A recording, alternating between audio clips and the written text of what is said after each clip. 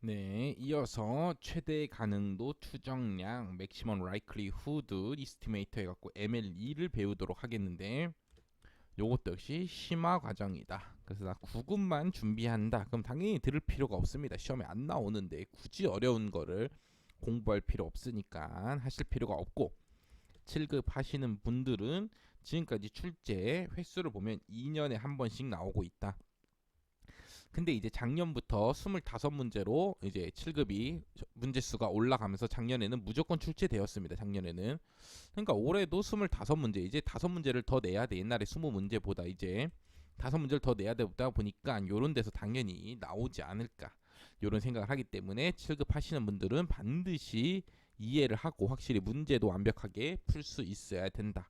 근데 확실히 그 이해와 문제풀이가 확실히 됐다. 그 수준만 넘어가면은 이제 여기 있는 거는 뭐 가볍게 쉽게 풀 수 있기 때문에 그 처음 그 수준을 넘어가기가 어렵지.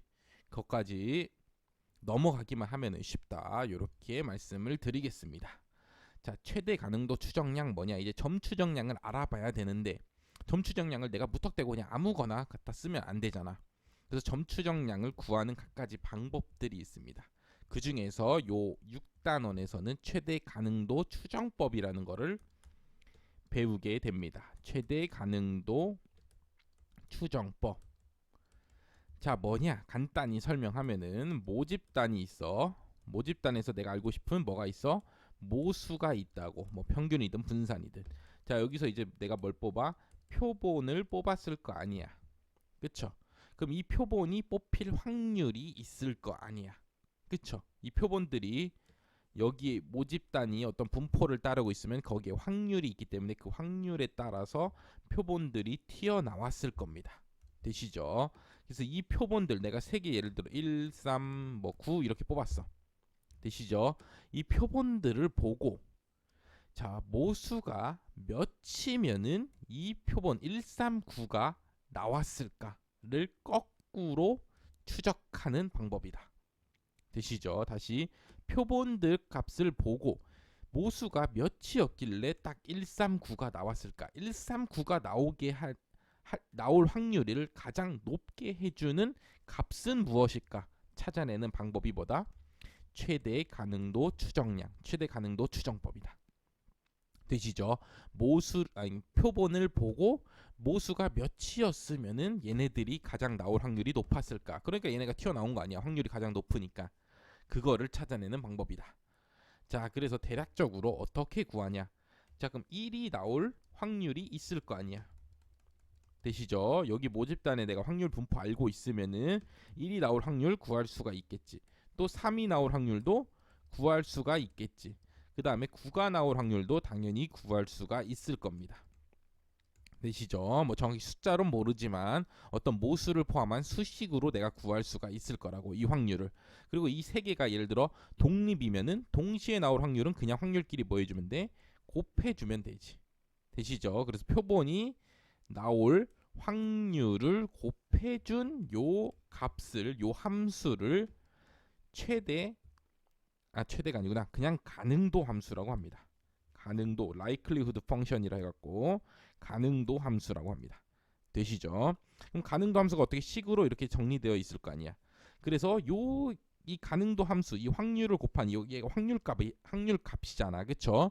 그럼 세타가 몇일 때, 과연 세타가 몇일 때 이게 최대가 될까를 찾아내면 이게 최대가 되게 해주는 그때 그 세타를 찾아냈잖아. 얘를 바로 맥시멈 라이클리우드 이스티메이터 최대 가능도 추정량이라 하고 얘를 점 추정량으로 쓰는 겁니다. 되시죠? 뭐 대략적으로 말로 설명을 드리면은 이렇게 되는데 실제 문제를 풀어보면은 뭐 알 수가 있다. 그래서 실제 문제를 한번 뒤에 두 문제를 풀면서 한번 이해를 해보시고 이 두 문제로도 나는 부족하다 하시는 분들은 뭐 다른 문제집이나 다른 기출 문제를 보면 또 당연히 이 최대 가능도 추정량 문제가 있으니까 한번 풀어보시기를 바라겠습니다. 자, 한번 풀어보겠습니다. 1번. 다음과 같은 확률 분포가 이렇게 생겼어. 이런 모집단에서 세 개의 표본을 내가 뽑았어. 되시죠? 뽑았더니 2, 2, 3이 나왔어. 뭐 똑같은 게 나와도 되나 봐. 그러니까 2, 2, 3이 나왔어. 그랬을 때 모수 P에 대해서, P는 내가 지금 모르는 거잖아. P가 다 들어가 있잖아, 식에. 근데 P는 몇인지 내가 모른다고. 되시죠? P는 모르는 상태에서 내가 뽑았더니 2, 2, 3이 튀어나온 거야. 되시죠? 그럼 이 P에 대한 최대 우도 추정치, 이게 최대 가능도 추정량이랑 똑같은 말이죠. 영어를 보시면 됩니다. ML이죠. Maximum Likelihood Estimator라고. 요걸 구하면 어떻게 되냐? 자, 그럼 표본으로 내가 뭐가 나왔어? 2, 2, 3이 나왔잖아. 그럼 2가 나올 확률이 몇이야? 요게 2가 나올 확률이잖아. 2p 곱하기 1마 p라고. 표본으로 2가 나올 확률이 몇이라고? 2p 곱하기 1마 p라고. 되시죠? 다음 3이 나올 확률은 뭐야? 1마 p의 제곱이잖아. 되시죠? 자, 그렇게 해서 2, 2, 3이 이렇게 이 확률을 갖고 튀어나왔다고. 그 다음에 세 개가 임의 표본이란 소리는 뭐야? 독립이란 소리니까 이 세 값이 나올 확률은 이렇게 곱해주면 된다고. 이렇게 곱한 값을 가능도 함수라고 한다고. 되시죠? 그럼 이 값이 p가 몇일 때 가장 최대일까를 찾아내면 됩니다. 되시죠? 요게 가능도 함수. 그러니까 2, 3이 나올 확률 값이라고.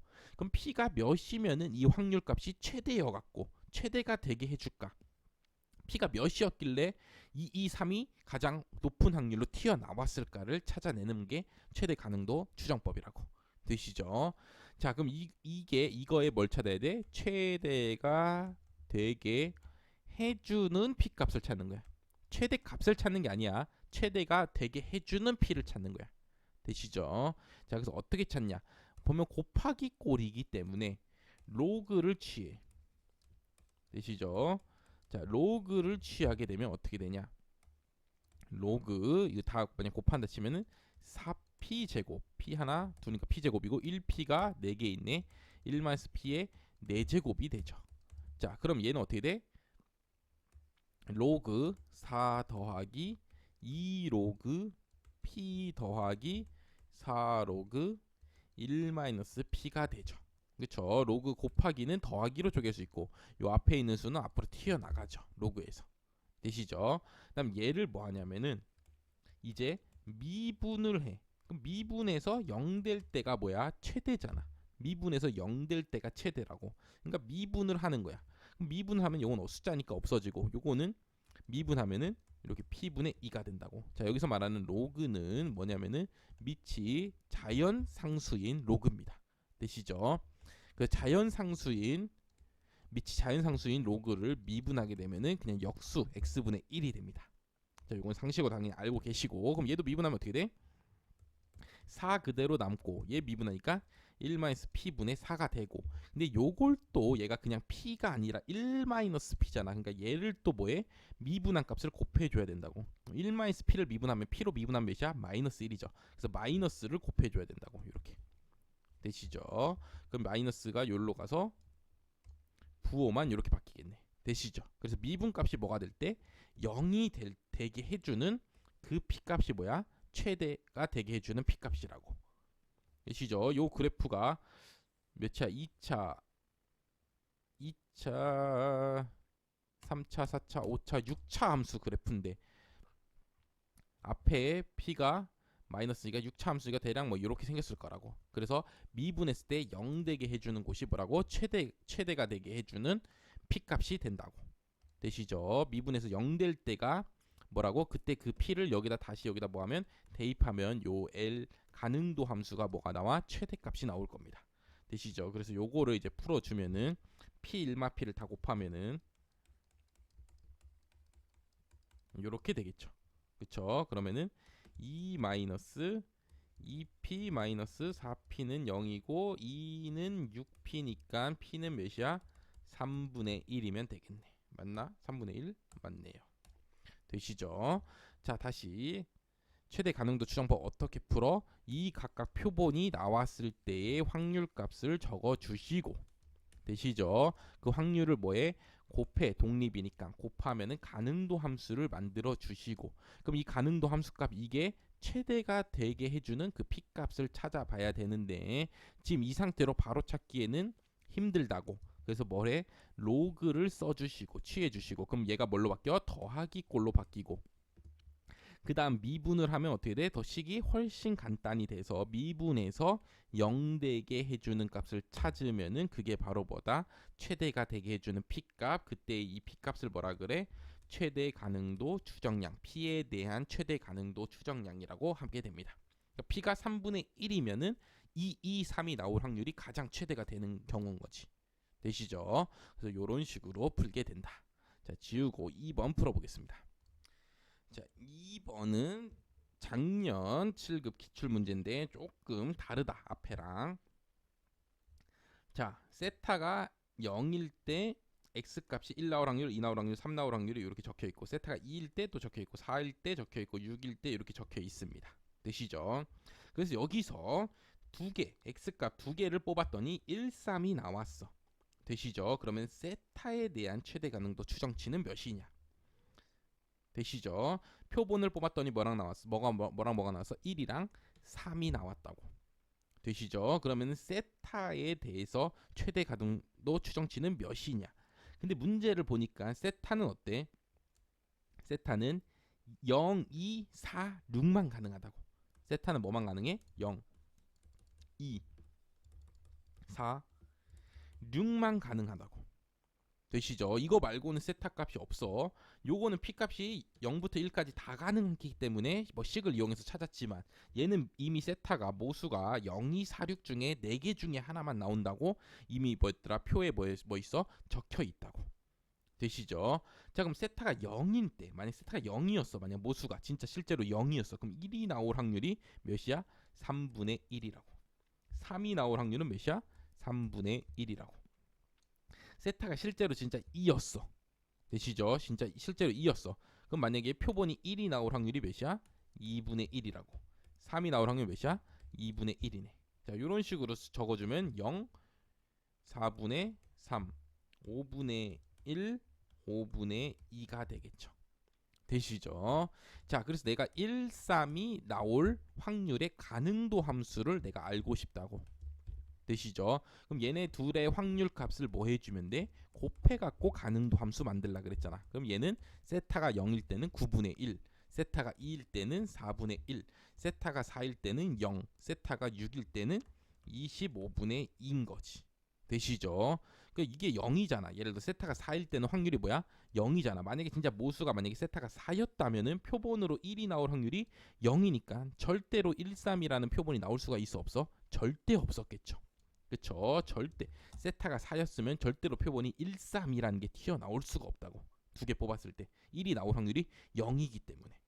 되시죠? 자, 그런 식으로 해석을 해서, 자, 이 L 세타가 어떻게 되는가? 최대가 되게 해주는 세타를 찾는 게 최대 가능도 추정량이었다고. 그럼 이미 지금 값이 뭐에 다 주어져 있잖아. 그럼 이 중에서 누가 최대야? 4분의 1이 최대죠. 0.25잖아. 얘는 한 0.11이고 얘는 한 0.25분의 1이 0.04니까 두 배니까 0.08이겠네. 얘가 그나마 0.25니까 얘가 가장 뭐에 크잖아. 그렇기 때문에 표본이 1이랑 3으로 나왔던 소리는 세타가 2였을 때, 세타가 2였을 때 1, 3으로 나올 가능성이 뭐에 가장 크다고. 그래서 우리가 추측컨대 모수 세타가 몇이었을 것 같다고? 2였을 것 같다고 이렇게 추정한다고. 그래서 이 추정 값을 뭐라 그래? 맥시멈 라이클리후드 이스티메이터 최대 가능도 추정치라고 한다고. 되시죠? 되시죠? 다시 아까처럼 가능도 함수를 만들어야 돼. 그럼 1이 나올 확률을 여기다 적어줘야 되는데 얘는 세타에 따라서 1 나올 확률 값이 바뀐다고. 되시죠? 그럼 세타를 쫙 적어주고 1 나올 확률 값 쫙 적고 3 나올 확률 값 쫙 적고 둘을 뭐한 값? 곱한 값이 최대 가능도 함수라 그랬잖아. 그럼 곱한 값을 쫙 적어주시고 이 중에서 뭐한 놈? 최대가 되는 놈. 가능도 함수가 최대가 되게 해주는 세타 찾는 거잖아. 그럼 최대 누구야? 4분의 1일 때네. 찾았어. 그럼 그때의 세타가 몇이야? 2네. 그래서 우리는 최대 가능도 추정치를 뭐라고 하면 돼? 2라고 하면 되겠구나. 까지 풀면은 끝나는 문제였다. 되시죠? 그래서 요 위에 거는 L 세타 만들고 막 미분해서 푸는 문제. 요거는 L 세타 값이 진짜 상수로 나와서 언제 최대일까 찾아보는 문제. 뭐 밑에가 더 쉽죠. 당연히 밑에처럼 나오는 게. 근데 위에만 지금까지 시험에 출제돼 왔어. 함수식 만들고 미분에서 0 되는 값 찾아서 정답 찡 찍는 이런 문제만 나왔다고. 그렇기 때문에 요게 작년에 2번 문제가 작년에 나왔을 때 상당히 사람들이 당황하고 조금 어려워했을 수 있다. 좀 난이도가 있는 문제였다. 하지만 이제 우리는 최대 가능도 추정법의 두 가지 유형의 문제를 다 접했기 때문에 이제 어떤 문제가 나오든 풀 수 있게 해주셔야 됩니다. 자, 무조건 L세타 만들고 미분하는 게 아니라 L세타 만든 다음에 얘를 최대 값으로 해주는 그 세타를 찾을 수 있냐? 지금 당장 찾을 수 있다. 그럼 찾고, 이게 식으로 돼 있어서 식이 너무 복잡해갖고 못 찾겠다. 그러면은 로그도 취하고 미분도 해갖고 0 되게 해주는 값을 찾아내서 그렇게 찾으셔야 된다고. 되시죠? 그래서 다른 문제 뭐 여러 문제 풀고 나중에 기출 문제에도 한 4문제 정도 출제되어 있으니까 함께 풀다 보면은 이게 여기가 이제 마스터가 되실 겁니다. 마스터만 되고 나면은 이제 여기 어떤 문제 나오든 그냥 푸실 수 있을 겁니다. 이게 최고 난이도인데, 이 통계학 문제에서 앞에서 뭐 있었어? 앞에 순서 통계량의 확률 분포 있었죠. 심화 과정으로. 그거와 함께 요 최대 가능도 추정치도 엄청나게 고난이도 부분이라고. 그다음 또 뒤에 가서 회귀 분석의 뒷부분들 있어. 회귀 분석 뒷부분들 걔네도 엄청나게 고난이도라고. 되시죠? 그래서 여기 부분들만 내가 확실히 되면은 이제 웬만하면은 100점에 거의 뭐 100점, 95, 96점 뭐 여기에 도달하는데 큰 문제가 없을 거다. 자, 이렇게 판단을 내릴 수 있을 것 같습니다. 그래서 그렇기 때문에 여기 지금 당장 한 번에 이해 안 돼도 됩니다. 당장 한 번에 이해 되는 사람이 신기한 겁니다. 절대 한 번에 이해 안 되니까 나중에 또 문제 풀고 또 문제 풀고 그러면서 점점 익숙해져서 그 딱 최대 가능도 추정치 문제를 확실하게 풀 수 있는 딱 그 단계를 딱 넘어가기를, 시험 전에만 넘어가면 되잖아. 시험 전에만 넘어가면은 시험장 가서 충분히 풀 수 있으니까 충분히 넘어가시기를 바라겠습니다. 자, 여기까지 하고 마치도록 하겠습니다.